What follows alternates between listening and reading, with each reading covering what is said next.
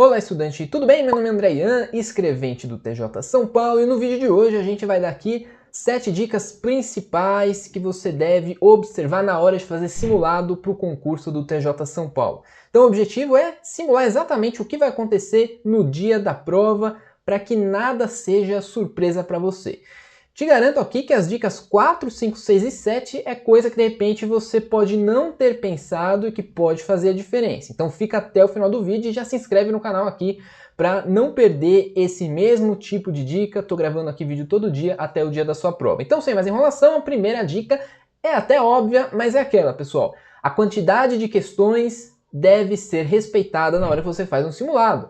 A prova do TJ São Paulo vai ter 100 questões, então você precisa fazer um simulado que tenha 100 questões. Parece óbvio, pessoal, mas já vi muito cursinho aí, inclusive, não respeitando isso. Não exatamente a quantidade total de questões, de 100 questões, mas a quantidade de questões por matéria. Tem que respeitar isso também. Não adianta você ir fazer um simulado que vai ter 10 questões, por exemplo, de direito constitucional.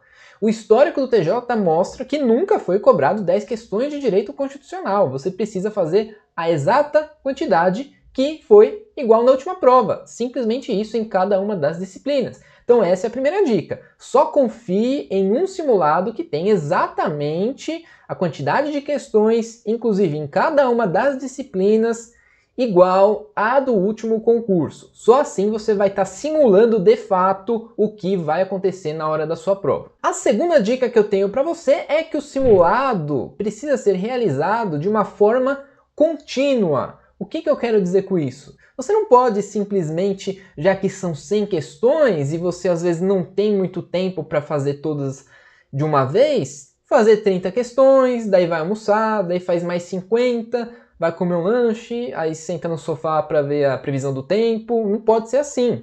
O simulado precisa simular o dia da prova. Esse é o nosso objetivo. Então, o quanto mais parecido for, melhor para nós, certo? Então, o que você não pode fazer é ficar parcelando isso. Simulado parcelado não existe.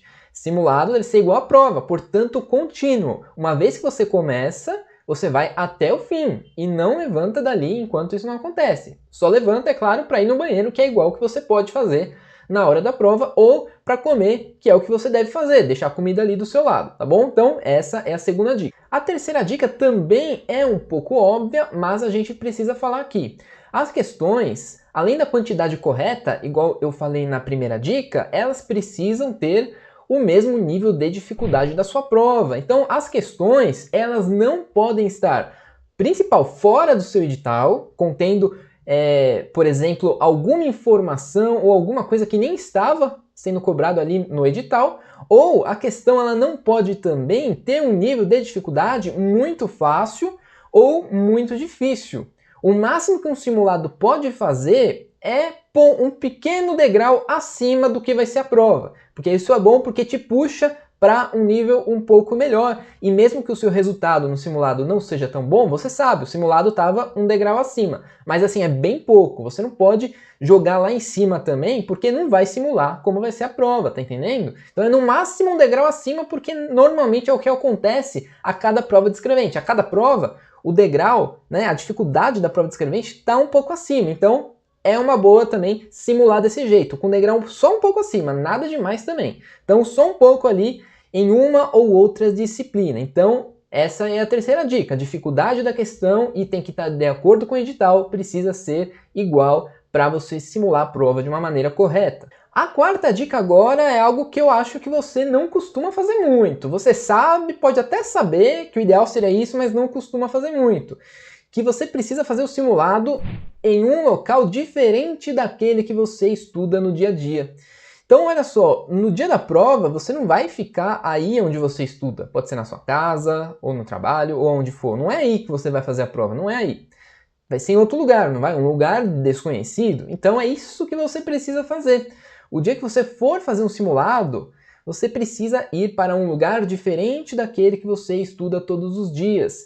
Inclusive, se esse outro lugar tiver barulho ou tiver alguma obra perto, seja o que for, ótimo, você precisa simular ali algo que pode acontecer no dia da sua prova. Então essa quarta dica aqui é essencial para simular o dia da prova. Fazer o simulado em um local diferente daquele que você estuda todos os dias, ou pelo menos na maior parte dos dias. A quinta dica que eu tenho para você fazer um bom simulado pode até parecer óbvia, mas eu sei que você esquece de um detalhezinho.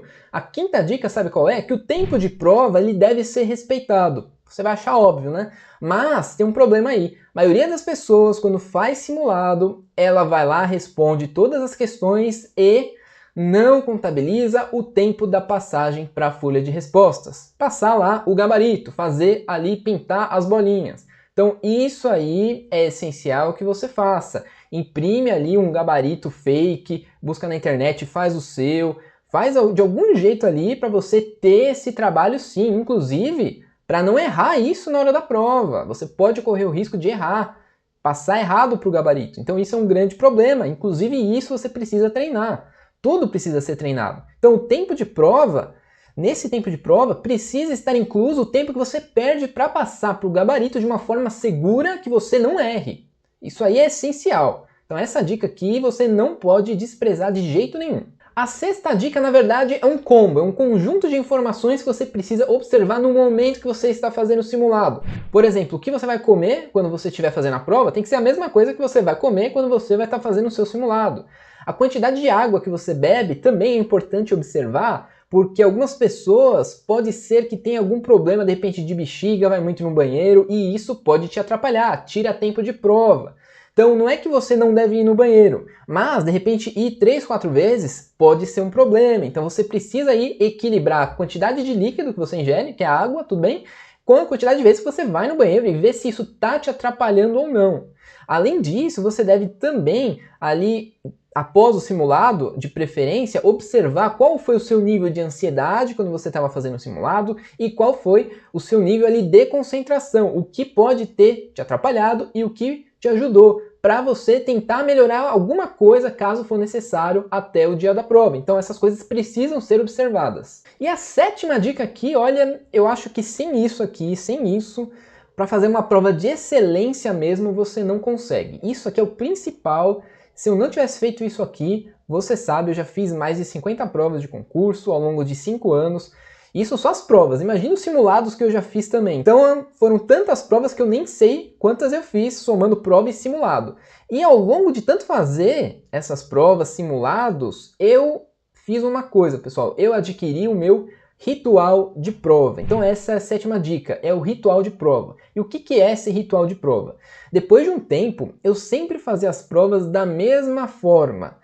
Então eu ficava tão habituado àquilo que se tornou ali automático. Eu fazia mesmo no piloto automático ali, porque era do mesmo jeitinho, independente do concurso que fosse. Então eu chegava ali na sala, beleza, quando poderia ali iniciar a prova, abrir o caderno de questões, a primeira coisa, eu sempre abria o caderno, ia procurar ali alguma questão que era alguma coisa que eu estava memorizando no dia da prova, que eu poderia esquecer, então eu olhava para ver se tinha alguma questão daquilo que eu sabia que eu poderia esquecer. Se tivesse, eu ia lá, já respondia, já garantia 1 ou 2 questões, por exemplo. Daí, esquecia aquela informação depois. Depois disso, eu pegava e sempre respondia as questões, independente do assunto, as questões mais rápidas de serem respondidas. Daí, é lógico que isso vai dar facilidade ou dificuldade de cada um. Eu, por exemplo, vi algumas questões de direito penal, para mim era rapidão responder. Porque eu vi ali o verbo do crime, respondia já, era rápido. Algumas questões, por exemplo, de direito constitucional também.